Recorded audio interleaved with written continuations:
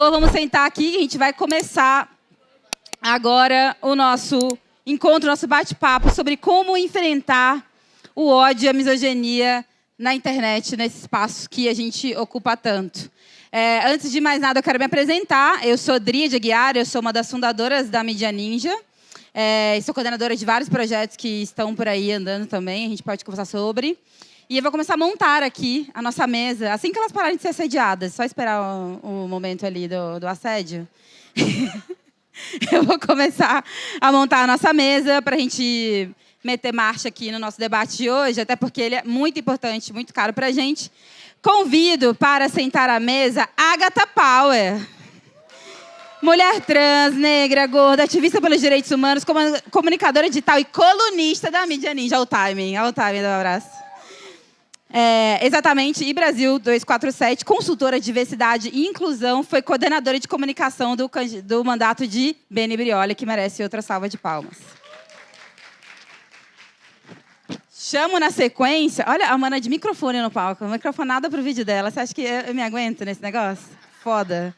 Aí é a rinha de vídeo aqui. O ao vivo, é o que a gente está fazendo e o dela. É um negócio... Quem chegar vivo no final vai ter um vídeo. Convido a subir no palco com a gente Caroline Sarda, catarinense, publicitária, criadora de conteúdo sobre a história da mulher e ensina como combater a extrema-direita nas redes e na rua. Publicitária, criadora de conteúdo e ativista feminista, Caroline se destaca na defesa dos direitos das mulheres. Palmas para Caroline. Próxima a chamar aqui, Flávia Gato. Criadora de conteúdo, artista, designer, vocalista e compositora da banda Cramps, nascida em Londres, radicada em São Paulo. Gente, a gente está muito chique aqui, porque vamos encerrar a nossa mesa com Sara Zara. Mulher multifacetada, mãe solo, influenciadora digital, comunicadora nata, palestrante, apresentadora. Se eu ler esse negócio inteiro, a gente gasta a mesa inteira. Gente, tem meia página de introdução para a Sara. Eu vou me eximir de fazer essa... Beleza, ótimo. Que bom que a gente concorda sobre essa parte. Bem, gente, eu quero começar dando uma introdução no tema e dizer que eu estou, primeiro, muito feliz e dar as boas-vindas para vocês à extensão da nave coletiva, a Casa da Ninja, aqui em São Paulo. A gente está muito feliz de abrir a casa para vocês nesse momento, ainda mais no recorte, num debate tão importante para a gente, quanto misoginia na intersecção, nesse caso aqui, da criação de conteúdo e na internet. O lance, galeres, é que quando eu fui fazer a pesquisa para essa mesa, porque a pesquisa no caso dos dados pontuais, porque viver misoginia na internet, eu e todas nós vivemos, independente do que uma pesquisa vai dizer para a gente. Mas eu achei importante trazer números, porque eles nos assustam e deixam e colocam a bola no chão sobre o que, de fato, a gente está enfrentando diariamente, até porque os teóricos, homens, adoram dizer que o que a gente faz é experiência de vida, né? E não, de fato, pesquisa, história. Então, acho importante trazer para vocês. E os dados, eles são desanimadores. Primeiro, dizer para vocês que 73% das mulheres do Brasil disseram que já sofreram tipos de violência na internet. E eu acho que eles não entrevistaram as outras 22%. Porque, basicamente, e aqui a gente está falando de todo tipo de violência. A gente está falando do stalking, a violência sexual, aquela foto indesejada que a gente recebe no nosso inbox, a todo esse tipo de desqualificação do nosso processo. Então, o dado sobre qual é o número de mulheres que já sofreram violência na internet é 73%. E aí, outra coisa que eu acho importante da gente colocar, eu vou deixar para levar mais para frente, que é sobre, infelizmente, a gente está falando de uma área do nosso trabalho, que os nossos inimigos, eles são as pessoas que nos consomem e a própria plataforma que a gente está. A gente está falando de uma plataforma que prefere espaços de ódio, dá engajamento a conteúdo de ódio. Então, é como se a gente fosse entrar no lugar para disputar com quem está nos ouvindo, nos assistindo e nos consumindo, mas com o próprio lugar que está nos recebendo. Então, acho que esse momento de conversar com vocês, para mim, vai ser muito especial. Eu espero que todo mundo esteja aberto aqui para a gente poder assimilar. Eu vou começar com uma pergunta bem tranquilinha, assim, bem tranquilinha, no sentido de que eu queria que vocês compartilhassem, e aqui eu fui informada que cada uma tem 8 minutos nesse começo, então 8 minutos. Eu queria que vocês compartilhassem com a gente experiências que vocês têm quando o ódio se apresenta. Porque esse é o lance, né? A gente está aqui como produtora de conteúdo e, para isso acontecer, existe planejamento, a gente debate, a gente entende, a gente organiza que o conteúdo vem, ou quando a gente está reagindo a alguma coisa que está acontecendo, a gente se organiza para falar, mas tem uma grande barreira que e agora esse conteúdo viralizou para a pessoa errada. Então, para o público errado. Então, a primeira coisa que eu queria que a gente colocasse aqui, para todo mundo ouvir juntos, compartilhe com a gente qual foi a primeira experiência de ódio que vocês tiveram online. Porque isso é uma coisa super assustadora, porque quando a gente ouve sobre quando foi a primeira vez que nós, mulheres, fomos apresentadas à violência, a gente volta na nossa primeira infância, né? A gente volta naquele tio, a gente volta na roupa que decidiram pela gente, a gente volta no gênero que escolheram por nós, pela performance de papai de gênero que escolheram por nós. Mas agora, quando a gente vai para a internet, a gente tomou a decisão de estar ali, de estar se disponibilizando para estar ali. Então, convido vocês a compartilhar qual foi a primeira vez que vocês foram atravessadas por isso. Eu amo, gente. Eu acho que, primeiro de tudo, antes de compartilhar essa memória, né, de violação do meu corpo, da minha integridade, da minha vivência, eu queria explicar um pouco do meu nome, porque, inclusive, foi com esse nome que eu tive a primeira distribuição de violência, né? Agatha Power faz jus àquela música Agatha Power. Só que esse power em inglês, que tem um significado de força, eu trago por uma perspectiva brasileira e travestilizo a sua linguagem para P-A-U-E-R, a força da mulher de pau, que muitas das vezes são jogadas, condicionadas somente à prostituição, a narrativas, inclusive, de violência psíquica, social, a sobrevivência, a negação do direito à cidade, e acaba não tendo o acesso devido ao seu corpo, né? Eu queria até antes perguntar quantas pessoas trans a gente tem aqui na plateia. Babado, isso já é um recorte assim a se pensar também como que e chega as informações às nossas corporeidades, né? E aí, quando eu demarco esse nome, porque eu sempre digo que a transfobia não é algo que tem que ser a visibilidade dos nossos corpos, a transfobia, assim como a misoginia, é de responsabilidade do outro, aquele que é o agente dessa violência, né? Então, esse corpo que deve pensar isso, e não somente eu. Quando eu demarco isso, eu começo a ter vários comentários numa perspectiva de transfobia recreativa, ao ponto de falar que na verdade já está constatado que você tem pau e por isso você é homem. Diversas narrativas de falar de estupro com o meu corpo, diversas narrativas de falar, inclusive, expor o endereço da minha própria casa, que isso aconteceu quando eu morava em Cabo Frio, porque eu sou cria de Cabo Frio, eu venho de Cabo Frio, que é uma cidade do interior da região dos lagos, né? E aí eu acabei passando por isso um processo de: o que eu faço agora? Para quem que eu estou falando? Como que eu posso modificar o impacto? Porque antes de ser criadora de conteúdo, eu venho do movimento social, eu construo o movimento estudantil. Eu estudei no IFE Cabo Frio, constituí enquanto diretora de cultura, depois diretora de comunicação, os grêmios, e atuei fortemente nas bases e nas perspectivas de setores políticos. Então, quando eu venho para a internet, para fora do eixo, que é exatamente de demarcar a militância, e eu utilizo a comunicação como processo de potência para os nossos, para as nossas, e a gente sabe que custa muito isso para a gente, porque as marcas não querem se aproximar, porque as pessoas não estão nem aí, e a gente tem tido uma alta gama de falta de responsabilidade dos criadores de conteúdo quanto à informação que deve ser passa. A gente vê a maioria indo para jogo de tigrinho, por exemplo, e é uma realidade que afeta pessoas como eu, é uma realidade que afeta o pobre, é uma realidade que afeta a classe trabalhadora, que afeta as famílias brasileiras, né? Então, quando eu quero demarcar dentro da rede social, eu acabo passando por esse processo de transfobia. E aí tem um demarcador, e isso aconteceu atualmente, que foram 2 humoristas, um se chama Abner Dantas e o outro se chama Cássius. Eles fizeram um vídeo num podcast falando assim: você prefere uma travesti limpa ou uma mulher nóia, drogada e suja?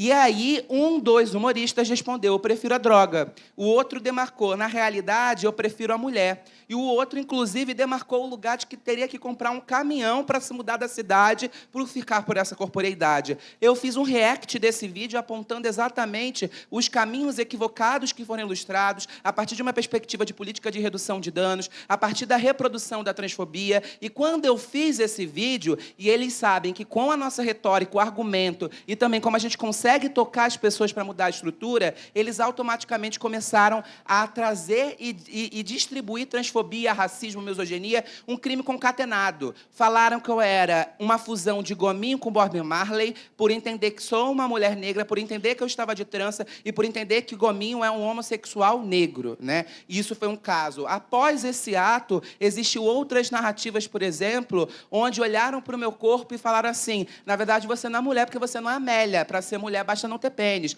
Falaram que eu era drogada, porque eu falava que, na realidade, o que eles estavam fazendo era uma política que violenta, inclusive, as pessoas que se utilizam da droga, sabe? Porque a gente precisa compreender o contexto e o fator social que é condicionado a esse corpo. Falaram, claro que tem droga, olha um monte de pó na tua cara. Me compararam a uma humorista, que era uma mulher humorista, a Bruna, o nome dela, falando que se escolhesse ser mulher, não viria com essa cara. Depois de todo esse acontecimento, ainda fizeram uma live dizendo que eu sou uma transespécie, que eu saí do macaco para virar homem, depois virar mulher, e agora eu estou virando um elefante, que a minha transição não tem limite, demarcando Agatha Power, para, gordofobia não é crime, é bom senso.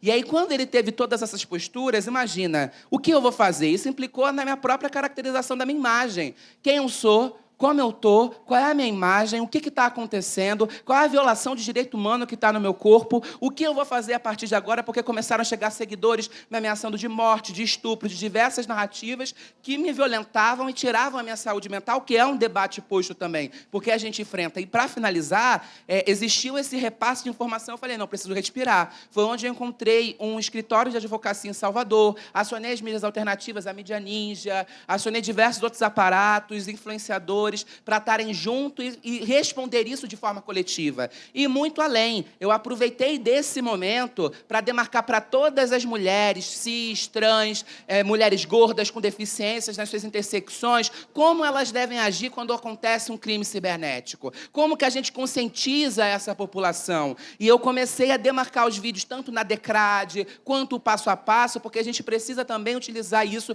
como um fator também pedagógico. Olha que violento, eu passo pela violência, preciso utilizar essa violência como um processo pedagógico para as pessoas e preciso, ao mesmo tempo, modificar o pacto da minha comunidade para que a gente reverta esse sensacionalista barato e combata a desinformação. Então, a primeira memória é essa que eu passo, né? Mas só que a gente acaba saindo, decolonizando esse saber e, na realidade, demarcando que, juntas, em coletivo, com estratégia, a gente modifica essa realidade.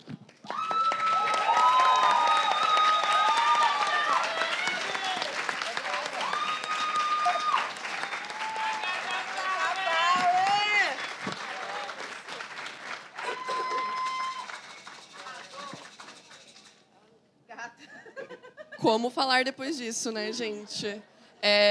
Quando eu ouvi essa pergunta, eu tive que caçar na minha cabeça qual foi a primeira vez que eu sofri misoginia, porque eu sofro misoginia todos os dias nas redes, porque o meu conteúdo, ele não fica dentro da bolha. Ele é um conteúdo voltado para fora da bolha. Ele é um conteúdo para dialogar com todas as pessoas, não só com pessoas de esquerda, não só com feministas, não só com pessoas que defendem o que eu defendo. Então, todos os dias eu posto conteúdos e todos os dias eu vejo pessoas me xingando pela minha aparência, que a minha voz é insuportável, que eu merecia ser estuprada, que iam vazar meu endereço, perguntando se eu me depilo, coisas bem estereotipadas de feministas e também coisas muito violentas. Esses tempos, inclusive, me mandaram um print quando pesquisaram meu nome no Google. E tinha lá algumas descrições dizendo assim: a Carol não posta mais fotos dela nas redes sociais porque ela já sofreu muitos ataques misóginos. Então, quando as pessoas pesquisam meu nome no Google, elas encontram exatamente isso, que eu não posto apenas fotos minhas porque eu vou receber ameaças, xingamentos, humilhações. Mas eu cavei aqui e a primeira, realmente, ameaça e violência misógina que eu sofri foi em 2020, quando eu comecei a realmente criar conteúdo durante a pandemia. Muitas pessoas estavam consumindo conteúdo, né, na pandemia. E um conteúdo meu batendo de frente com argumentos antifeministas, né, que eu comecei batendo de frente com o antifeminismo, caiu em chans, né, que são esses fóruns anônimos onde a galera realmente odeia mulheres e pensa em formas de nos matar. E caiu numa dessas bolhas e eles organizadamente começaram a mandar muitas mensagens para mim, vazaram meu endereço, postaram no Twitter meu endereço, vazaram meus dados, me ameaçaram, me mandaram vídeos de necrofilia dizendo que se eu fosse morta eles fariam aquilo comigo, vídeos de mulheres na ML sendo violentadas. Então, eles pegaram um lado muito violento, né, para nós mulheres, que é a questão da violência sexual. E a misoginia também traz muito isso. Esse desejo de violentar a gente, de matar a gente. E é um ódio inexplicável. Eu até estava comentando aqui com as meninas antes que essa primeira vez que eu sofri misoginia, quando perguntam pra gente como é que a gente lida com isso, né? Cara, a gente chora. Tipo, real, a Agatha tá falando aqui as situações, eu quase chorei. Porque me atravessou muito tudo que você recebeu. E eu já recebi coisas tão horríveis também que dá vontade de chorar. Porque a gente não sabe lidar com ódio, com aversão à nossa pessoa, simplesmente por assim, a gente ser mulher. Sabe? E esses caras e meninos, né, que hoje a galera conhece por causa da série Adolescência, os incels, eles vieram no meu perfil me ameaçando de estupro, dizendo que iam me empalar, falando que sabiam onde eram as manifestações que eu frequentava na minha cidade, que eu sou de Joinville, Santa Catarina, que eles me pegariam no ônibus, que eles sabiam exatamente os lugares que eu frequentava, os barzinhos, as festas, e eles realmente sabiam tudo, tipo, tudo da minha vida. E aquilo me chocou porque teve uma situação muito específica que um cara começou a dar hate em mim nos comentários. E ele falando, porque você é uma vagabunda, se eu te pegasse, eu te bateria, não sei o quê. E eu fui responder ele de forma agressiva. E ele perguntou assim pra mim, você gostou da estante que eu instalei na sua casa? Aquilo me gelou, porque eu pensei, um hater, um cara que me odeia, que tá me chamando de vagabunda, que me bateria, já esteve na minha casa, instalando uma prateleira, ele fez questão de deixar isso bem claro, qual que foi a situação. E era de um amigo meu, era uma marcenaria de um amigo meu, e quando eu falei isso pra ele, ele falou, cara, eu não acredito que um cara do meu lado, um amigo meu, que vai nos rolês comigo, tava te ameaçando de te bater. Um cara que foi comigo, entrou na sua casa, porque eu confiei nele, porque ele é amigo meu, faz assistência da marcenaria, ele te ameaçou nas redes sociais publicamente, pelo perfil dele. E ele achou que você não ia nem falar pros seus amigos, que ia ficar nisso. Eu falei, cara, ele deve ter pensado que eu ia ficar com muito medo. E real, eu fiquei com muito medo, porque eu pensei, caralho, aquela questão de você confiar tanto nas coisas, nas pessoas, que você não pensa que às vezes é uma pessoa que entra na sua casa e que te ameaça nas redes e que, tipo, realmente a gente está muito, muito, muito vulnerável. Muito vulnerável. E isso foi a primeira vez que me chocou muito, que eu chorei horrores, que eu fiquei com medo de sair de casa, que eu parei de frequentar as manifestações. Mas eu acho que isso se intensificou mais quando eu tentei entrar na política institucional, que foi em 2022, que daí realmente vazaram meu endereço em Joinville, interfonavam na minha casa, diziam que se eu descesse eles iam me matar, eles realmente iam na minha casa interfonar. E eu precisei mudar de estado. Tipo, eu precisei mudar para São Paulo por segurança mesmo, porque eu tinha medo de frequentar as manifestações que eu mesma organizava. Tipo, os atos que eu mesma estava ali com o coletivo organizando, agitando nas redes sociais, eu não podia ir nos atos que eu organizava. Porque os caras falavam, você vai sair do ato em algum momento. Você vai sair do coletivo em algum momento, você vai sair da sua casa em algum momento.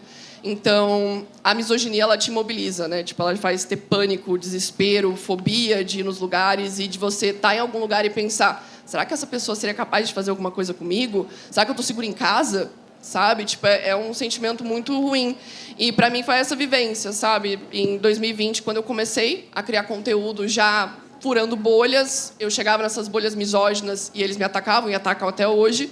E em 2022, quando eu tentei a política institucional, cara, eu acho que foi o pior momento, assim, para lidar com a violência, com a exposição, com eles acharem que por você ser uma figura pública, os seus dados também têm que ser públicos. Eles têm que postar no Twitter o seu endereço e dizer, vão na casa dela, ameacem ela, mandem coisa para a casa dela, mostrem que vocês sabem onde ela está em todo momento. Então, para mim, foi dessa forma que a misoginia me atravessou e até hoje isso me deixa marcas, porque quando eu vejo algum vídeo, algum comentário, eu tenho até medo às vezes de entrar nos comentários, não sei se vocês também, Mas eu tenho medo de ver solicitação de mensagem, eu tenho medo de ver comentário. Tipo, se eu vejo lá que algum vídeo saiu da bolha, como recentemente um chegou a 1 milhão de visualizações, saiu da bolha, a galera falando de tudo de mim, e eu assim, cara, eu tô falando de direito trabalhista no vídeo. E as pessoas estão falando da minha axila, da minha aparência, da minha voz, do meu jeito, da minha roupa, e é muito louco, porque você fala, nossa, mas é só isso. Sim, e de tanto você escutar isso, você para de se ver daquela maneira que você se via antes no espelho, você muda o seu jeito de falar. Tipo, só em resumo, eu participo de muitos podcasts e debates e eu não me assistia depois. Tipo, as pessoas me assistem e falam, pô, que massa que você falou lá. Cara, honestamente para vocês, de tanto falarem da minha voz, eu fiquei com medo de me ouvir, tá ligado? Então, eu fiquei com muito medo. E é bom estar aqui hoje falando, porque a minha voz aqui não vai ser questionada, né? Vocês não vão dizer que minha voz é chata, que minha voz é horrível, porque aqui é um espaço que vocês querem me escutar. Muito obrigada. Pode falar agora. Muito obrigada. Para quem recebe hates todos os dias, é isso. Eu acho que de tanto falarem da nossa voz, e eu converso isso com várias criadoras de conteúdo feministas e de esquerda, todas elas falam, também já falaram na minha voz, e eu acho que realmente o problema é esse. A gente ter voz, a gente poder falar, a gente viralizar, o nosso conhecimento chegar em outras pessoas. Então, muito obrigada mesmo pelo carinho, porque eu tenho que voltar a me escutar também, já que muitas de vocês também me escutam, né?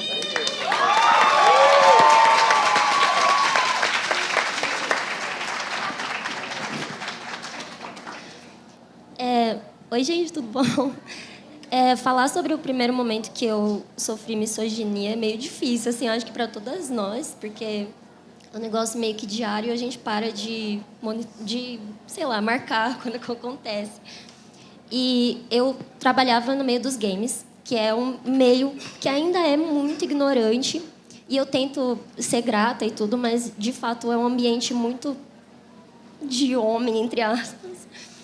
E existe uma hostilidade constante com mulheres o tempo inteiro. É até difícil pontuar um momento só. Inclusive, esse negócio da voz eu não sabia que era com os outros. Eu achei que era porque a minha voz é chata mesmo. Mas até... Sério, nenhuma experiência única mesmo. E quando eu entrei, eu era muito ignorante ainda também. E eu acho que até... eu reproduzia isso comigo mesma, essa misoginia, essa coisa de... ai, você joga bem, alguém jogou na sua conta para você subir de nível, não foi você que fez. E era esse desmerecimento constante. Se você aparecesse em alguma foto, conteúdo com outras pessoas do mesmo meio, você era interesseira, você queria atenção, você... enfim, todas essas coisas que a gente está acostumado a escutar. E vira um gaslighting coletivo, que eu acho que o mais difícil mesmo. Eu até perguntei, quando eu conheci a Agatha, eu falei, como você lida com isso? Você também fica mal? Porque eu fico me questionando o tempo inteiro e é muito solitário passar por isso, né? Então, isso tudo que a gente está fazendo é muito importante para a gente tentar evitar que isso continue acontecendo, porque é muito cansativo, né? Misericórdia.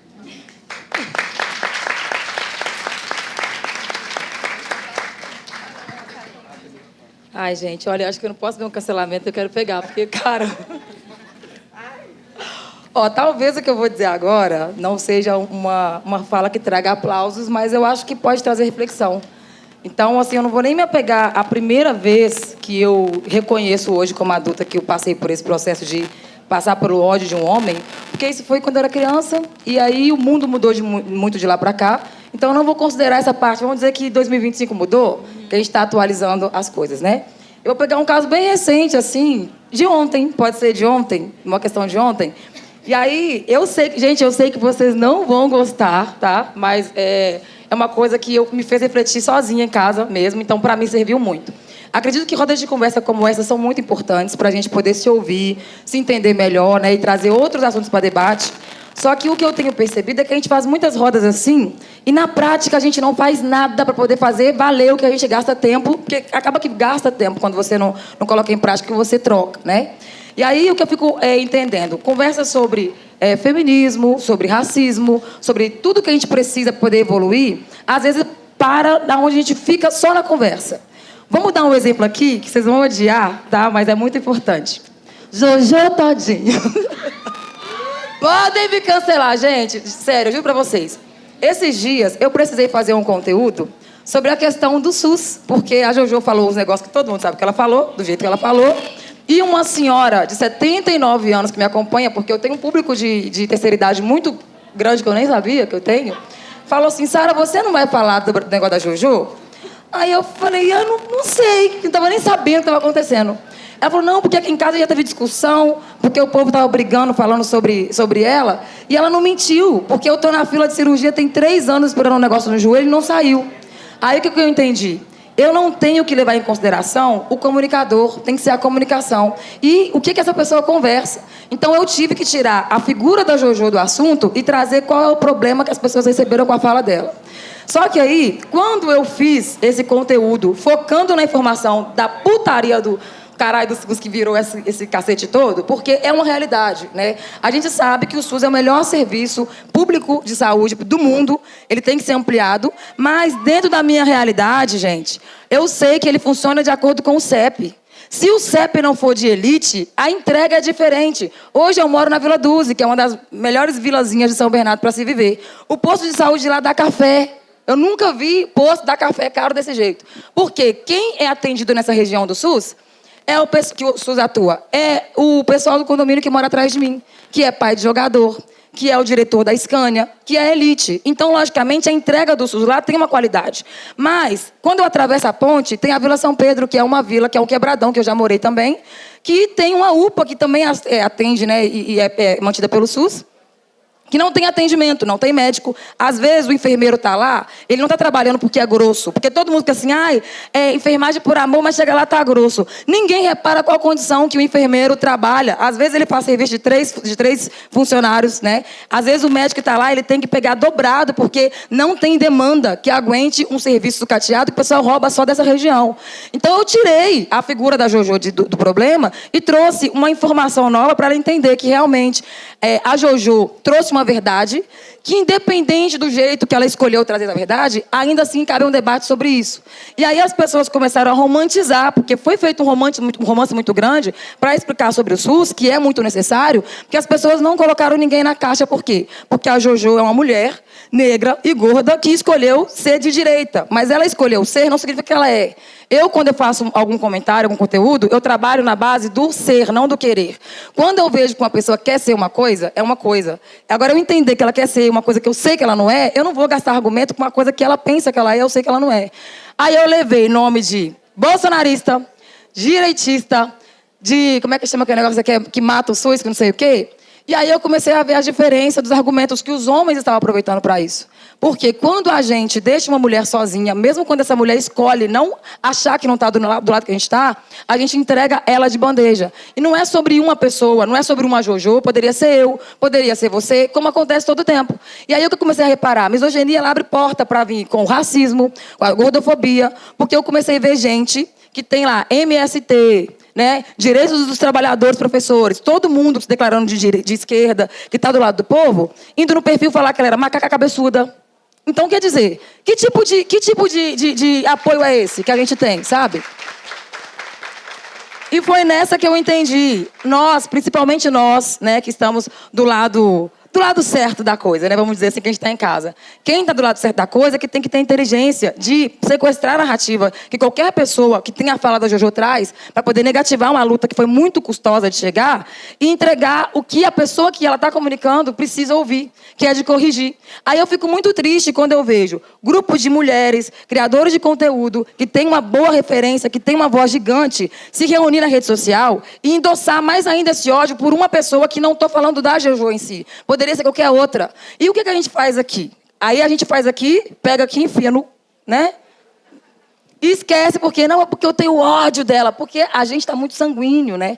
E aí, por causa desse sangue que é quente, que a gente fica com a cabeça assim atolada, a gente acaba fazendo coisas que não precisa e abrindo porta para outras coisas. Então, eu acho que essa questão de ódio contra a mulher, ela não vem só do lado masculino, e eles têm essa força porque as mulheres apoiam. Quando você joga uma mulher na fogueira, os homens entenderam, ela está sozinha, é lá que eu vou. Então, ele vai na Sardá e fala da voz dela, ele vai em você. e fala que você não sabe jogar. Ele acha que falar que você é uma mulher de pau vai te ofender. Por quê? Porque ele sabe que eu não vou comprar o seu bolo. E ele te vê sozinha. Então, eu acho que a melhor forma, né, que a gente pode encontrar para poder resolver isso é começar a praticar tudo que a gente escuta e parar de se juntar e criticar as outras mulheres, mesmo quando as escolhas delas não são de acordo com a nossa.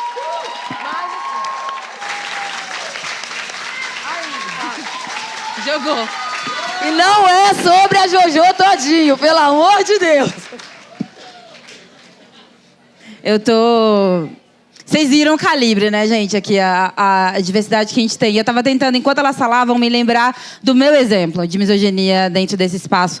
Porque o meu exemplo é um pouco confuso, né? Porque eu sou uma pessoa atrás do anonimato da mídia ninja, de como... Inclusive, esse é um assunto super interessante, porque quando convidam a mídia ninja para participar de uma mesa, para dar uma aula, para ir para uma universidade, para fazer uma fala, a gente não fala quem vai, a gente só confirma que vai.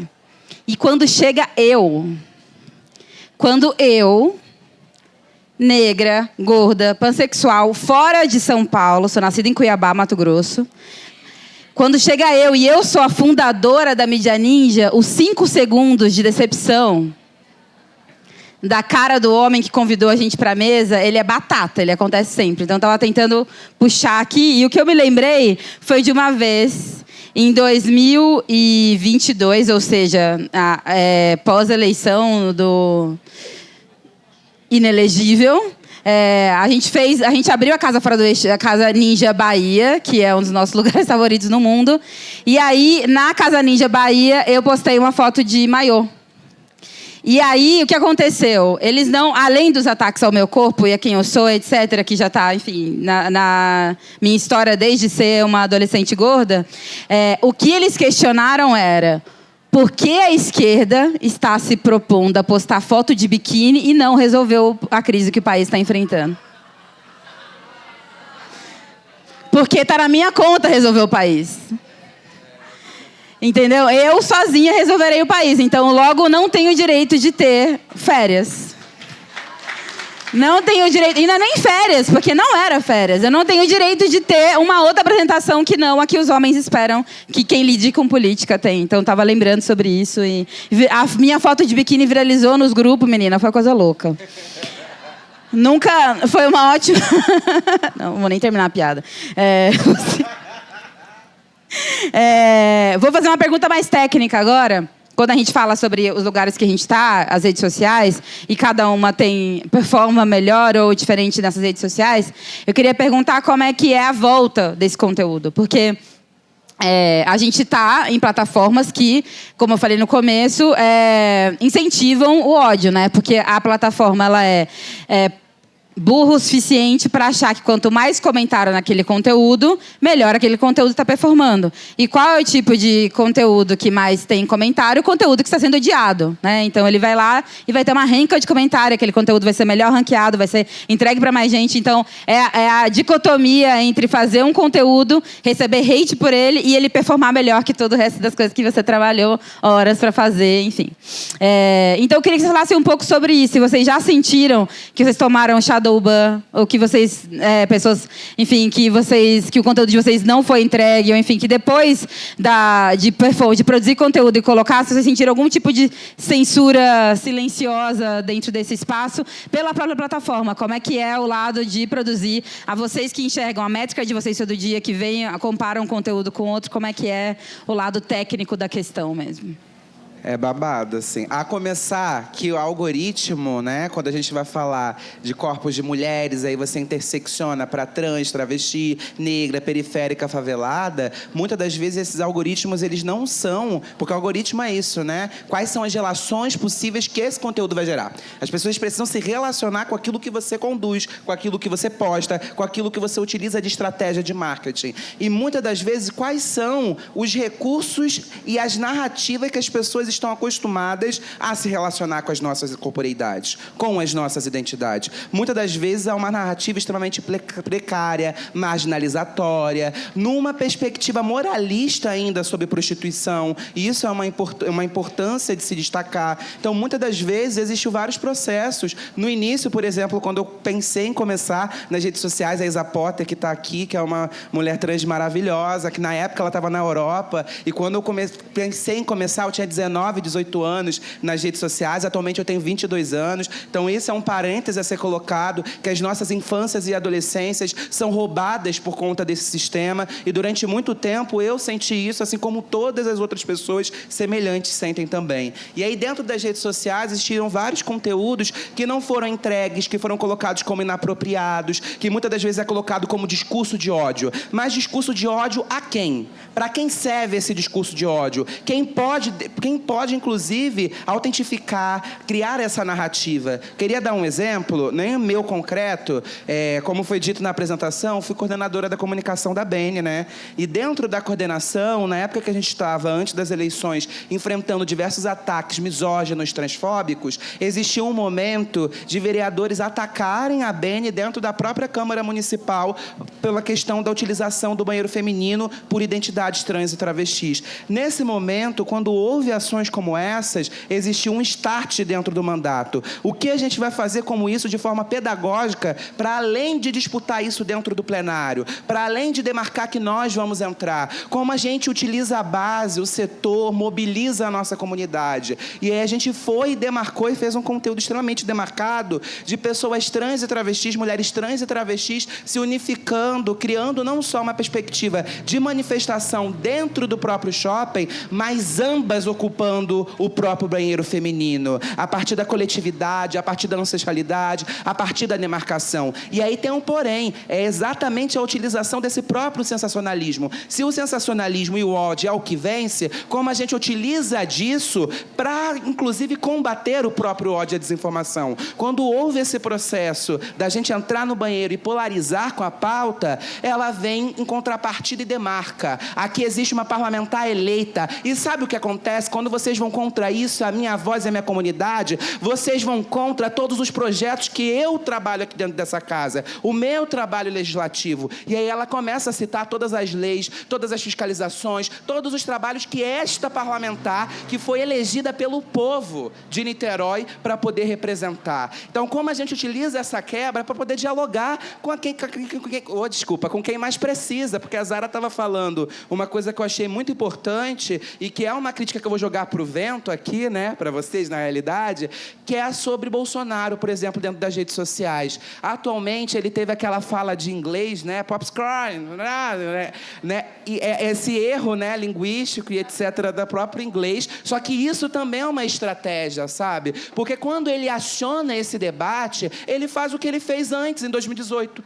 A extrema-direita se utiliza, inclusive, da própria construção do meme, da própria construção de misoginia dentro das redes sociais, da própria construção da linguagem jovial para se materializar com quem mais precisa. Quem é que vai receber esse tipo de conteúdo? É aquele tio do pavê, é aquela classe trabalhadora que muitas das vezes não está letrada com analfabetismo digital, porque já existe o analfabetismo funcional, porque a pedagogia colonial é a ignorância. Eu preciso fazer com que a população não tenha letramento sobre as próprias violências que ela está à mercê. E quando fala de Jojo Todinho, quantas, por exemplo, mulheres negras, periféricas e faveladas não estão sendo disputadas pela própria extrema-direita? Então é preciso retomar para onde a gente está dialogando, com quem a gente está dialogando, de que forma a gente está dialogando. E a utilização desse meme é um exemplo, porque ele aumenta a popularidade dele em diversos mecanismos. Então, como a gente utiliza disso? Eu, por exemplo, recentemente, quando aconteceu essa questão, né, comigo, nas redes sociais, das transfobias que ocorreram, eu já começo demarcando no conteúdo o estereótipo, porque quem vai entrar no meu conteúdo vai entender que eu vou exatamente brincar com isso ou, inclusive, viralizar esse eixo. Mas eu quebro ele. É isso que você esperava? Não é isso. Bora trocar um papo? Está na hora da gente pensar que números são vidas. Números são pessoas, têm sonhos, têm perspectivas, têm posicionamento. Então, é muito importante a gente atualizar, principalmente a gente que tem uma perspectiva de combate à desinformação e levar a informação. E quando você fala da voz, é exatamente isso. O que pode o corpo de uma mulher, o que pode o corpo de uma travesti e o que pode ela fazer e qual é o seu limite. Porque se você começa a movimentar toda uma base, criar toda uma comunidade, você está criando pacto. E é por isso que eu sempre falo que eu não quero pessoas aliadas. Eu não quero uma pessoa aliada para a causa negra, uma pessoa aliada para a causa gorda. Eu quero pessoas que traiam o seu próprio pacto. Hoje a gente vai aprender isso com o Cida Bento, né? Eu quero traidores de pacto. Eu quero pessoas que repensem o seu mosaico. Eu não quero aliança, eu quero trair. É exatamente isso. Na minha própria transição de gênero, eu traí a mim mesma. Eu traí a sociedade. Eu traí diversas pessoas que impuseram para mim uma identidade, que impuseram para mim uma sexualidade. Eu traio constantemente esse modo operante cis heteronormativo embranquecido, porque é desafiador. Porque quando uma travesti negra está sentada, dialogando, pensando, formulando, toda a sociedade vai formular juntas. Eu vejo aqui a presença da própria Júlia, que é uma parlamentar de BH. É tão potente ver outras travestis, a Linda Brasil, que estava aqui, Beni Brioli, sabe? Esses são os movimentos que a gente tem que fazer. Se tem uma coisa que eu acredito, é nessa unidade, é nessa constância, é entender como nós, criadoras de conteúdo, podemos estar juntas da organização do terceiro setor. Como que o terceiro setor pode estar junto com a gente, como que a gente pode estar, quais são as nuances, de fato entender quem está na base, como que a gente tem que gerir. A questão do SUS é primordial. Eu fiz até um conteúdo nos stories, né? Para quem não me segue no Instagram, me segue lá, que é Agatha, sem TH, P-A-U-E-R o nome. E aí eu estava passando no aeroporto. Foi Santos Dumont, né, Duda? Acho que foi Santos Dumont. E aí tinha lá o processo de vacinação que estavam fazendo, que era exatamente do SUS, né? E aí a gente conversou, fiz um conteúdo lá, que vou postar, falando sobre o processo de vacinação de quem está no aeroporto, mas também quem tem unidade de saúde. São movimentos como esse. É movimento de caricatice, por exemplo, deboche. Tô aqui, gente, tô virando jacaré, usando essa vacina aqui, olha. Tô virando, vocês estão vendo? Já quebra. Por que é importante tomar vacina? Por que é importante o trabalho do SUS? Por que é importante o trabalho da assistência social, sabe? E aí você vai para um outro lugar, os movimentos sociais, os partidos, os parlamentares, é uma rede, isso daqui é uma rede. A gente está no festival com diversas mulheres interseccionais. Inclusive, eu faço parte da Lagbara, a Nath está aqui também, né? Sou uma das consultoras da Lagbara, que é um projeto que a gente quer de...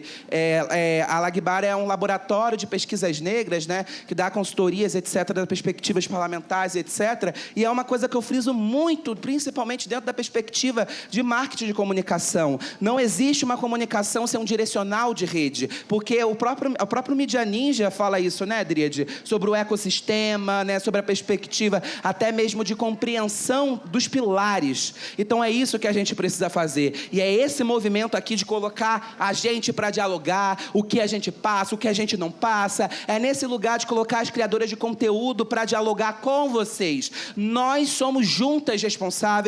Nós vamos hackear esse sistema, nós vamos sim pensar possibilidades outras. Chega, gente, já deu. As tecnologias hoje, a partir de uma perspectiva de Big Techs, a partir de quem está no mercado, quem está no domínio, foi projetado para eles. E quando a gente entra e eles veem que a gente está aumentando, o que eles vão fazer? Ao mercado, vão aumentar o processo de tirar a perspectiva do discurso de ódio, vão tirar todos os processos e, para finalizar, vão tirar todos os processos. Então, o que a gente precisa é exatamente isso, é essa consolidação, essa rede, mulheres em luta, né, ampliando abelhas por vários territórios para que juntas a gente seja uma abelha em movimento.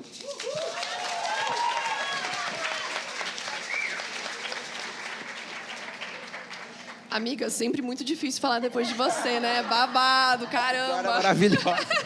Vamos inverter a ordem na... Não, fazer daqui pra cá, não sei, jogar o negócio. Mas, enfim, sobre essa questão, né, do algoritmo e como ele pode derrubar alguns conteúdos nossos ou não entregar, criando conteúdo, sendo publicitária e estrategista digital, eu fui percebendo como mudar o nosso vocabulário nas redes sociais amplifica o nosso conteúdo. Até porque amplifica o público também. Isso eu aprendi tentando furar a bolha.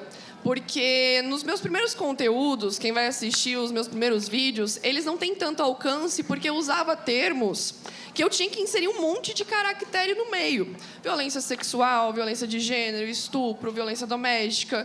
Quem já criou conteúdo nas redes, postou alguma coisa, sabe que o alcance baixa quando você usa algumas palavras que o algoritmo considera ruim, né, para dar alcance. Então, inicialmente, eu botava um monte de caractere e tal no meio, arroba, símbolo, não sei o que, para conseguir postar. E isso não era acessível. Também não era acessível para as pessoas que têm alguma deficiência visual, que precisam ler as legendas. E o que eu fui fazendo, né? Eu fui adaptando as palavras cada vez mais, procurando sinônimos para aquilo. E, consequentemente, os meus conteúdos pararam de ter baixa visualização e começaram a viralizar e chegar em outras bolhas além da bolha de esquerda. Então, eu tirei palavras do meu vocabulário que antes o algoritmo derrubava e também ficava apenas numa pequena bolha, que era a bolha feminista, a bolha de esquerda, da galera que realmente está atrás de uma revolução e tal. E se vocês pegarem meus conteúdos agora, eu não uso vocabulários acadêmicos, eu não uso termos difíceis, eu não uso termos que eu sei que o algoritmo vai derrubar.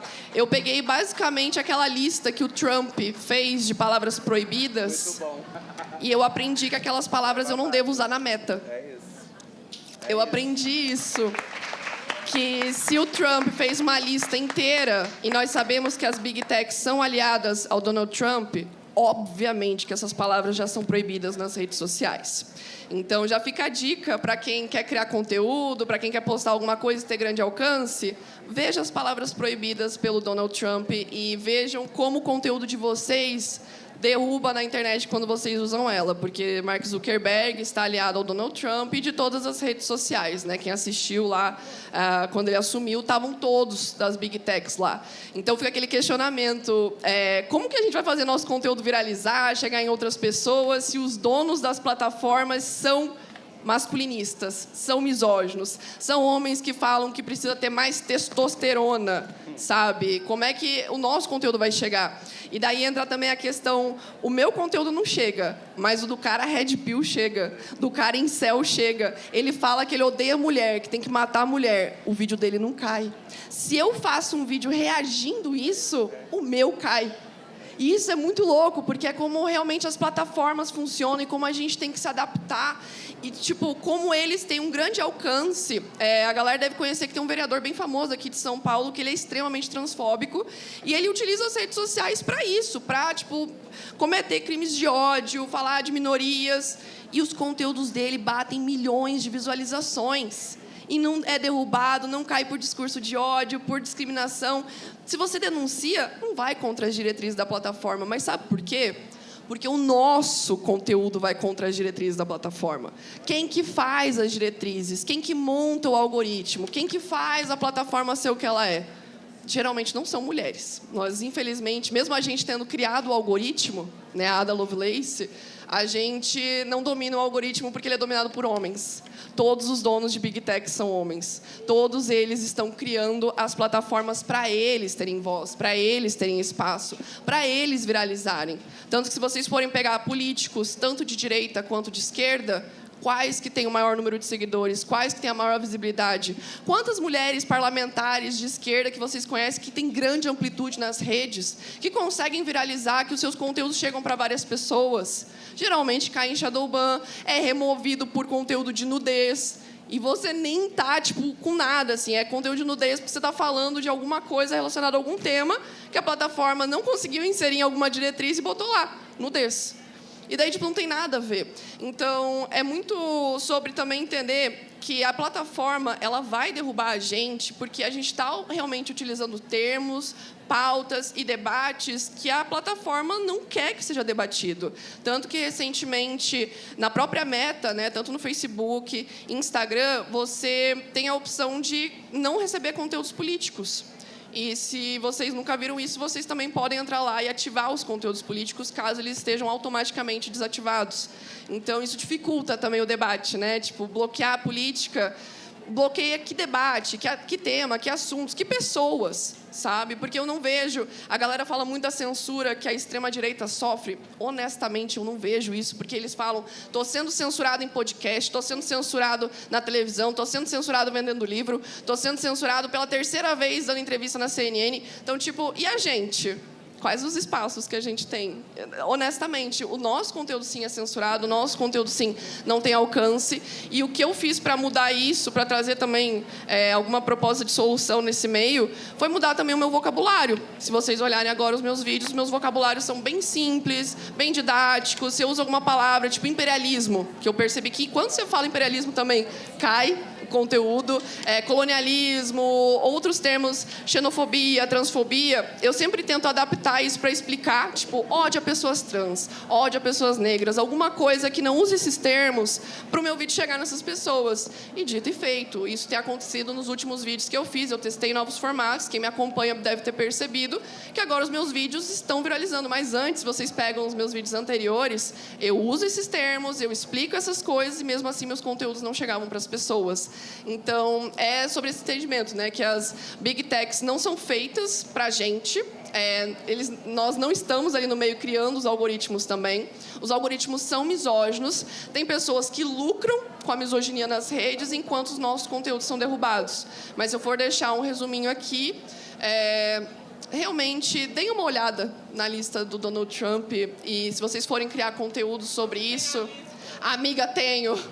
Eu vou postar nos stories depois, mas vocês podem pesquisar lista de palavras proibidas por Donald Trump. Tem tudo. Tem fascismo, tem imperialismo, tem colonialismo, tem transfobia, tem mulheres trans. Tem tudo que vocês podem imaginar, está proibido lá. Então, vamos tentar hackear o sistema, né? Como a Agatha falou, vamos tentar hackear o sistema, porque o sistema, infelizmente, a gente sabe que não é feito pra gente, né? Então, é isso, vamos atrás de conhecimento para entender como é que a gente faz para chegar nas pessoas nas redes sociais e furar bolhas, como a Sara estava falando, e chegar em outras pessoas, porque a gente sabe que a Jojo chega porque ela usa termos que todo mundo entende, ela não está usando termos rebuscados e da academia. Então, é sobre isso, é sobre a gente ser didática, acessível e chegar em todas as pessoas.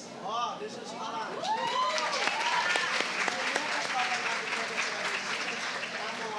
Oi? O que o Lucas Pavanato quer das travestis tá mole. E é ele mesmo que eu quis dizer, de viralizar nas redes e bater 1 milhão de seguidores recentemente na base do ódio. Então, como os conteúdos dele não caem e ele se diz perseguido? É sobre isso também, né? Uma coisa que eu reparei ao longo dos anos, trabalhando assim com o público, é que poucas coisas nesse mundo fazem as pessoas se unir mais do que o ódio. E, infelizmente, a gente entra num ciclo vicioso em que ocorre o discurso de ódio, depois a sociedade ou ela apoia aquele discurso de ódio ou ela se cala. E é bem incentivado todo mundo se calar, né? Principalmente nós mulheres. Daí, a vítima, ou a gente que se enxerga naquele grupo social, a gente internaliza a culpa, normaliza a violência, normaliza esse discurso e aí vai se repetindo o tempo inteiro. E eu sempre falei, sempre acreditei que compartilhar as nossas experiências é um ato de resistência, porque eles realmente não querem que a gente fale, porque expõem algo que precisa ser mudado e todo mundo sabe aqui que se desconstruir é desconfortável. E para pessoas que na sociedade estão acostumadas a sempre estarem acomodadas e confortáveis, óbvio que eles vão ter uma resistência com aquilo. E, para mim, a resistência que eu senti muito foi do público mesmo. Nem tanto... Eu nem pensava em algoritmo, em alcance, nada. Para mim, era sempre mais importante eu comunicar com pessoas que estavam entendendo quem eu era e que eu conseguia me conectar com elas. Mas... qualquer experiência que eu compartilhava era usado como uma arma contra mim. E eu vejo isso acontecer o tempo inteiro com outras mulheres. Eu achei interessante o que você disse da Jojo, porque eu sinto que o cancelamento ele só funciona para a minoria e sempre é com os motivos errados. Tipo, às vezes eu sofria ataques e eu falava, tem tanto motivo bom, tem tanto argumento bom que você podia me atacar que eu não teria nada para falar. Você vai escolher falar que eu sou mulher, eu fico até decepcionada, sei lá, me deixa meio triste. Mas por isso que é importante a gente conversar, porque isso interrompe aquele gaslighting coletivo que eu falei da primeira vez. Porque no momento que alguém fala pra você, eu passei por isso também, você já não tá mais se questionando, você não tá se colocando nessa posição de internalizar, de sentir culpa, de sentir vergonha. Até hoje, aqui em cima, eu tô um pouco apavorada, porque eu tenho medo do que eu possa falar que vai ser usado contra mim na má fé. E eu tento falar, a gente tenta falar, eu vejo vocês falando com muita empatia. Então, não é um ataque, mas é enxergado dessa forma e eles reagem como se fosse realmente um ataque. Então, às vezes, nem é o que a gente tem que mudar. Claro que a gente tem que ter estratégias para a gente conseguir alcançar essas pessoas também. Mas não acho que a gente pode amadurecer o que a gente já tem. Mas eu não acho que a gente tem que mudar ou simplificar ou deixar de fora, mas incluir, né? Ensinar, mostrar o que realmente significam todas essas palavras. Porque, no final, isso tudo é ignorância e é nocivo para nós, é nocivo para eles, é nocivo para a nossa sociedade estar adoecendo do jeito que está hoje em dia. É isso.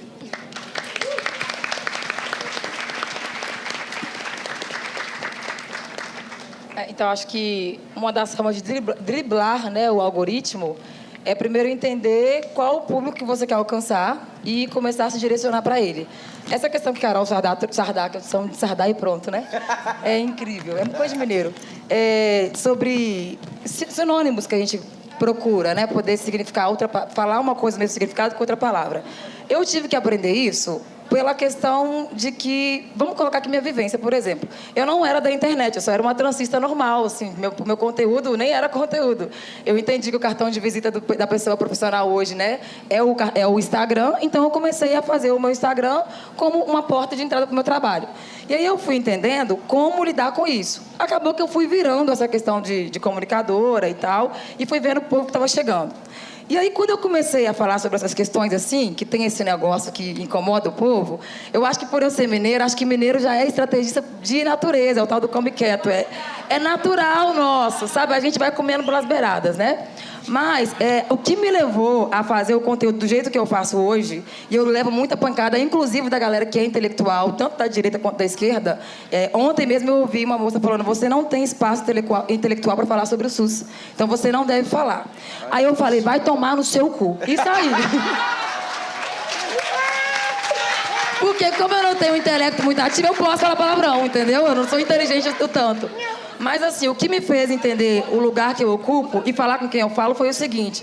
Se eu falo sobre isso, é natural do meu olho ficar molhado, porque é natural, tá? Falar do meu pai, pra mim, é uma coisa muito coisada. Meu pai, ele é pastor de igreja. E meu pai é um senhor, gente, que ele tem 1,98 m. Ele é um negão mesmo, grandão. Mas ele só tem tamanho e pretice. Porque ele é todo sonhonhoca, assim, todo bobão. Só tem tamanho, não é bravo, não é nada, né? E ele tem um jeitinho muito simples de falar as coisas, porque ele é um senhor que fez até a 4ª série. A letra dele é maravilhosa, ele escreve muito bem, mas na hora que solta as palavras, ele fala assim, peguemos, nós fomos. É assim. Mas eu entendo que peguemos, peguei, você vai entender, todo mundo vai entender. E aí, quando ele vai pregar na igreja, ele prepara o dia todinho, ele pega o versículo que ele quer, ele vai lá pegar referência, ele futuca a Bíblia. Meu pai ainda tem aquela escola dominical, aquele caderninho, que o pessoal nem usa mais hoje. Mas ele vai lá e separa tudo, porque ele está preparando dentro do que ele pode para entregar uma palavra que ele acredita que vai fazer mudança. Aí o coitado fez, né, a preparação do culto dele todinho lá, coitado. Fez a pregação, como sempre. Só que nesse dia foi um endemoniado de um outro pastor que veio da sede para assistir o culto, entendeu? E aí no final do culto, ele falou com meu pai, nossa, irmão José Paula, o senhor, a pregação é muito boa, mas o senhor fala muito errado, dói o ouvido. Entendeu? Nisso aí, meu pai, ele travou. Ele parou mesmo, ele começou a entender que o que ele comunica doía para as pessoas ouvir. Aí ele quis parar de pregar. Aí eu percebi que ele estava empurrando para os outros. Não ia mais pregar no domingo, não pregava na quarta. E aí eu lembro que ele queria muito aprender sobre computação e tinha aberto um curso na comunidade lá para o pessoal da terceira idade de aprender sobre computador, né, esses trem de internet. E aí ele não tinha computador. Minha tia falou assim, ó, troca meu piso que eu te dou o notebook. Gente, ele colocou o piso da minha tia, ele ia de manhã cedo, saía tarde, porque ele queria logo ter o acesso ao computador para ir pro curso. Até nisso ele travou, que ele não queria ir mais. Aí eu sei que no dia que eu tinha que ir em algum lugar, eu falei, pai, vamos comigo. Ele falou assim, Sara, eu não vou não, porque chegar lá o povo começa a conversar comigo, a gente tem que responder, aí eu falo errado. Ai, gente, nossa, aquilo ali me matou. Porque ele começou a querer parar de comunicar com as pessoas, porque alguém falou pra ele que o jeito que ele fala é ruim, sabe? E aí o jeito que ele fala é ruim é um jeito que não atrapalha na comunicação. Eu falar uma palavra errada, falar uma concordância deslocada, não vai fazer a comunicação perder a intenção dela, né? E aí eu fiquei muito brava, eu falei, manda esse pastor tomar no rabo. Cara, eu fiquei tão brava que eu quase fui na igreja, xinguei e bati nesse homem. Mas aí o que eu quis entender?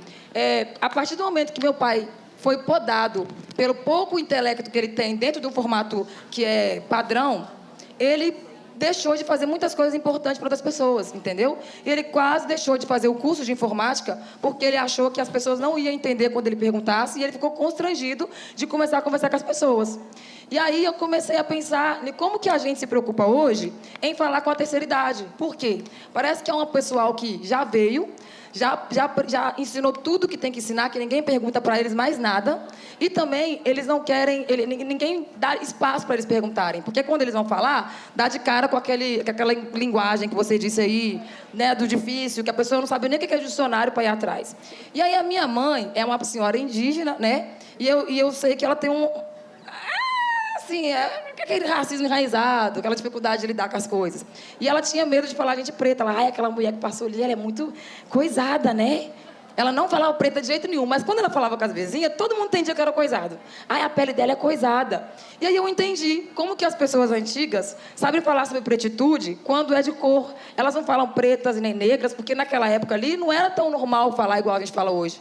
E aí eu comecei a criar isso dentro do meu conteúdo. Então hoje eu acho que quase todo mundo que me acompanha sabe que eu falo, nós da pele coisadinha, porque a gente se entende, as pessoas entendem, e o algoritmo não sabe que pele coisadinha é uma pessoa preta, sabe? E a finalidade chega.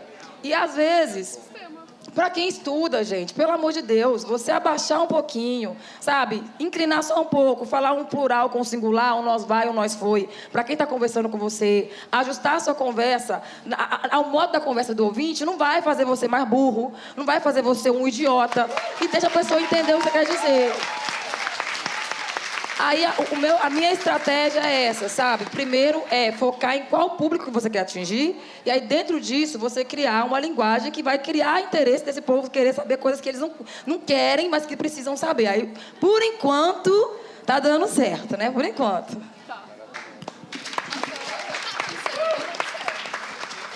Isso que as meninas articularam agora é uma coisa super importante, e me lembrou de uma pergunta que fazem com frequência para a Ninja, que é: como é que vocês furaram a bolha? Como é que vocês furam a bolha? Como é que vocês furar a bolha? E é uma pergunta que a gente sabe desde 2013. E a resposta é: sendo desconfortável. Falando com quem você não gosta, do que você não gosta, e driblando isso para continuar lidando com essa situação. E é muito doido, assim, porque, não querendo aqui jogar a carta do estamos fazendo isso há muito tempo, mas quando a Ninja começou a falar de negro, indígena e mulher, a gente era execrado pela própria esquerda. Quando a gente cobria Marcha Pelada aqui em São Paulo, quando a gente cobria Marcha das Vadias aqui em São Paulo, quando a gente cobria o Movimento Negro em novembro, a esquerda ainda estava achando que isso era, e acho até hoje, que isso era divisão de pauta. Isso hoje é isso. Imagina em 2013. E introduzo desse jeito para falar, porque a nossa última pergunta, a gente vai encerrar nessa rodada, então aproveitem. De novo, gente, mais alto para a gente convencer. Porra, me ajuda, galera. Eu queria encerrar falando do nosso quadrado. Falando do nosso espaço. Porque aqui, compartilhando a dor da comunicadora, comunicação dentro da esquerda é vista até hoje como perfumaria. Nós somos os últimos a serem convidados para a reunião.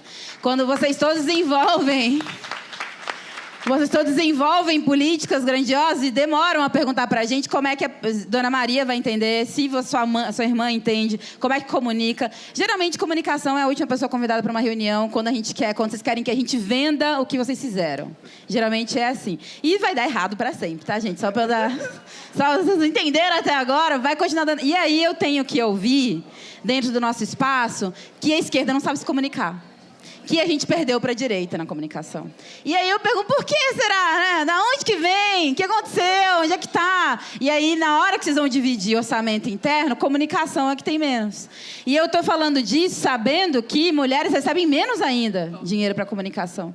E é por isso que a gente desenvolve um tanto de projeto para apoiar mulheres na política. Porque a gente sabe que, dentro da nossa responsabilidade, eu odeio isso, porque eu não tenho que resolver nada do país, mas estamos aqui somando para isso. Dentro da nossa responsabilidade está ajudar a fechar o gap comunicacional que mulheres têm na política. Mas começa dentro daqui, né? Começa de pensar o quanto comunicação deveria estar sendo levado mais a sério nesse espaço. Nesse palco temos 4 mulheres que colocaram o corpo dela na reta para falar sobre isso. Que estão usando o corpo dela como instrumento para falar sobre coisas que a política já chegou atravessado. E vocês têm memória aí, recente, de quando lançaram coisa errada, de quando usaram o termo errado na hora de falar. Não estou nem falando entre nós, não. Estou falando do alto comando. Quando a gente ouve, a gente vê aquela comunicação, aquele panfleto e fala assim... Literalmente, ou você não entende, porque, sabe, tem uma coisa que, quando eu acompanho debate da famosa segurança pública... que é o tema que divide direita e esquerda em vários lugares. E tem uma frase muito dentro de nós que é... Quando a gente fala sobre direito e segurança pública, a esquerda traz uma tese de doutorado. A gente chama um especialista, coloca lá, o cara fala 3 horas seguidas para defender nosso projeto de política pública. Quando a gente fala da direita de segurança pública, eles falam bandido bom, bandido morto. Adivinha quem entrega a mensagem? Adivinha quem é entendido? Adivinha quem é replicado? E não é nem só pela simplicidade, porque o conteúdo é conciso, não. É porque faz sentido. Existe dentro de nós alguém que já foi ferido por alguém fora da lei, e o que você quer é justiça. E justiça é muito próximo de justiçamento. E na hora que a gente vai lidar com como memetizar isso para fora e apresentar como política, a gente escreve 5 páginas em juridiquês. A gente não elabora aquilo de uma forma que você mesmo entenderia 3 horas da manhã numa mesa de bar. Porque é aí que você precisa começar a conversar. Enfim, fui tomada por sentimentos agora. Fui tomada por sentimentos agora. Desculpa, gente. Vou voltar aqui ao meu papel de mediadora. Então, a pergunta final é... Como é que é a experiência de vocês de fazer isso dentro do nosso quadrado? Porque é isso, né? Essa mesa aqui não é normal. Espaço de mulher falando de comunicação não é normal. Mesmo nos nossos espaços, mesmo em espaços de esquerda, mesmo em espaços ditos progressistas. Então, a minha pergunta é, como é que vocês sentem, inclusive, atravessando esse espaço? Porque a gente não é convocada para reunião, não é convocada para falar sobre. Na hora que vai fazer uma reunião de mulheres na política, mulheres na comunicação não são convocadas. Então, eu queria ouvir de mulheres que estão se colocando nessa reta, assim como vocês que se colocam para serem eleitas, se colocam o corpo à disposição. Aqui a gente tem vários corpos à disposição. Então, com vocês, a palavra final, vocês têm o total de 2 minutos por cada. Me disseram no ponto aqui que eu tenho que terminar. Gente, me disseram no meu ponto que a gente tem que terminar às 3h30. São 3h20. Tá? Só eu joguei pra vocês a responsabilidade. Não tá comigo mais. Tá, e a gente vai começar pela Sara pra ver se volta de outro jeito. Pra você ver rápida. Até ontem eu achava que a esquerda não sabia comunicar justamente por causa disso. Mas aí, hoje de manhã, depois de coisas que eu fui vendo de novo com a corda, e dei uma revisada no que o pessoal falou de noite. Eu entendi que a esquerda sabe comunicar muito bem, porque ela sabe o público que ela quer alcançar. E não é o público periférico, infelizmente. Vocês vão me desculpar, gente, tá? Eu não sou uma pessoa da direita, mas eu sou uma pessoa consciente. Então, o que eu entendi? A esquerda só faz questão de comunicar com o público que ela quer servir. E esse público não me encaixa. Então, a comunicação, tanto quanto o visual, quanto digital, quanto a questão da fala, ela só faz quando ela quer. E eu vi isso de exemplo, por causa desse cara, eu tô falando, esse inferno desse negócio do SUS com a Jojo, para mim foi o melhor exemplo para a gente começar a entender até onde a gente cabe. Por quê? Pegaram uma referência do SUS, de uma outra fala também, de uma outra pessoa que é influenciadora, que não entende nada também da questão da saúde, tanto quanto a Jojo, para fazer um meme de um post estático explicando a situação. Se eles quisessem, de fato, comunicar a verdade sobre o que tem que ser esclarecido, não iria fazer um post onde várias pessoas não sabem ler, várias pessoas não têm nem tempo para ficar desfolhando para entender, e era simples, pegar uma pessoa e explicar, o SUS funciona assim, assim, assim, tem que melhorar isso, isso e isso, e pronto, ser direto. Só que isso aí, eles não querem falar, porque a gente não interessa. Então é mais fácil eles fazer viva o SUS, porque o povo que está lá atrás do meu condomínio usa e grita junto porque utiliza, do que explicar para a gente, caramba, o seu imposto não está voltando para você, e sinto muito. Então eu acho que eles sabem comunicar, o que falta neles é querer comunicar com a minha pessoa, e aí para mim não chegou ainda.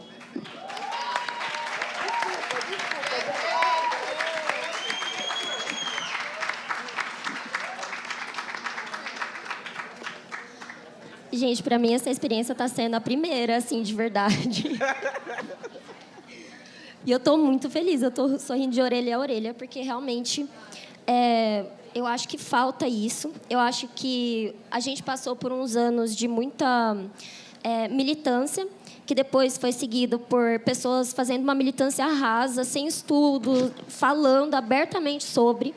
E, obviamente, o outro lado vai sempre escolher a dedo o pior exemplo para colocar ali, tipo, como representante do movimento, da esquerda, de tudo. Eles sempre vão escolher o que faz a gente parecer ruim, porque eles trabalham dessa forma, eles são muito bons de propaganda. E eles sempre vão fazer uma propaganda negativa extremamente forte sobre a gente. Eu acho que a esquerda fala muito bem. Eu assisti todas vocês. E vocês todas falam de um jeito maravilhoso, excelente, mas a questão acho que é só a gente ecoar melhor, estudar mesmo, para a gente ter embasamento para a gente falar, porque é isso que protege a gente. É a ciência, a razão, o fazer sentido, porque, honestamente, se a gente for destrinchar tudo que eles falam, é contraditório, é problemático além da conta. Então, é isso.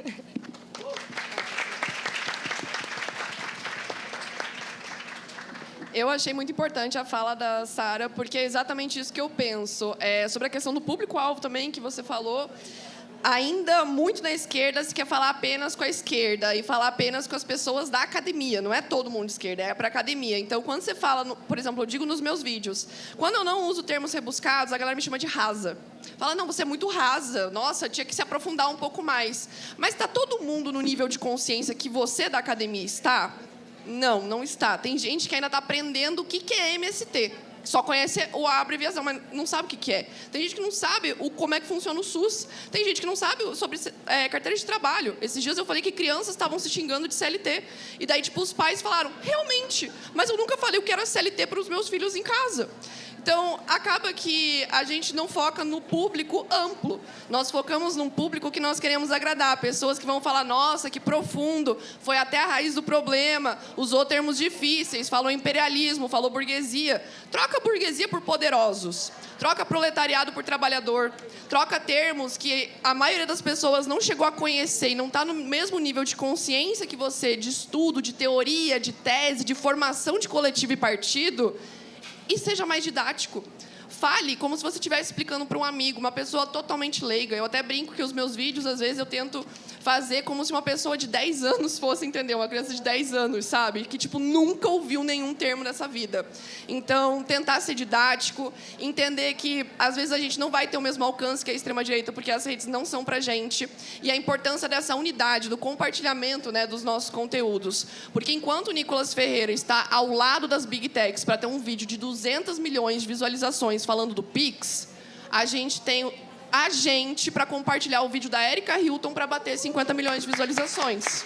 Então, é esse entendimento. Nós temos voz. Nós realmente temos voz. Mas eles odeiam a nossa voz.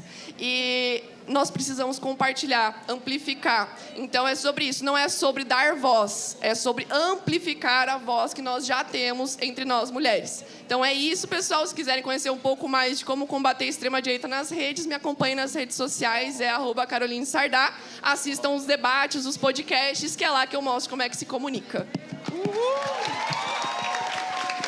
Gente, babado. Acho que eu vou falar bem rápido também. Eu vou num ponto que é um ponto um pouco delicado. E isso vai para mandatárias, isso vai para organização de terceiro setor, isso vai para diversas pontualidade que é importante. Primeiro de tudo, a gente precisa parar de investir em agências e comunicações brancas. E isso é uma coisa primordial.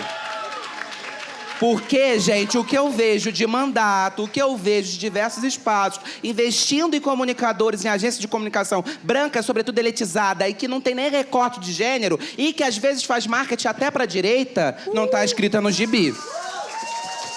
Isso é um ponto que é importante, porque parece que a gente esquece que a principal base de comunicação, a Sara pontuou isso, está na favela. Também é importante pontuar quem articula a favela. A favela, por exemplo, faz a sua própria política pública, porque a ausência do próprio poder público não chega lá. A ausência do espaço daquele lugar. Então, desde a pichação, desde as cartazes que são colocados lá, desde a lambe, tudo isso vem de originalidade, de influência da própria favela. Então, é importante investir nesse setor. E isso é primordial. Outro ponto, recentemente eu vi algo que, inclusive, o próprio site Mundo Negro estava analisando, né? Sobre o investimento em jornalistas negros.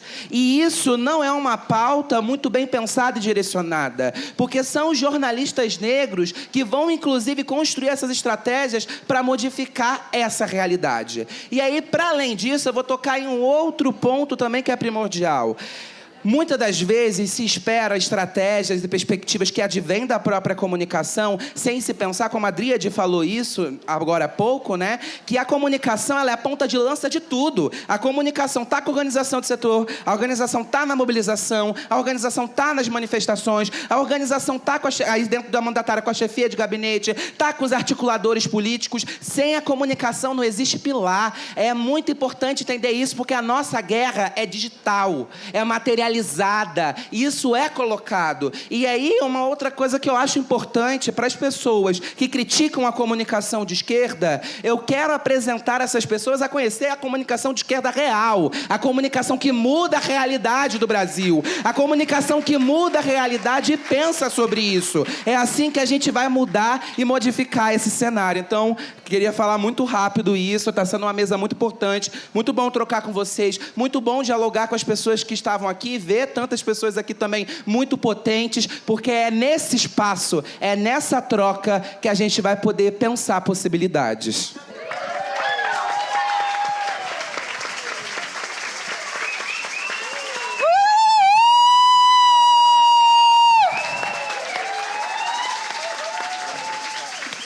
Arrasaram, arrasaram, arrasaram. Maravilhosas.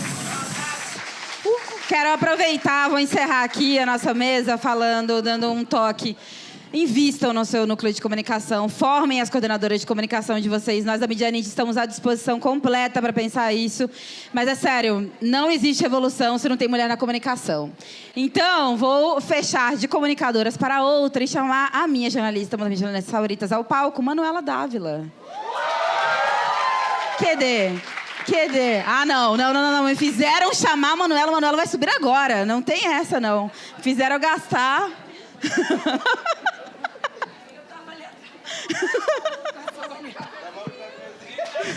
Palmas para a Manuela.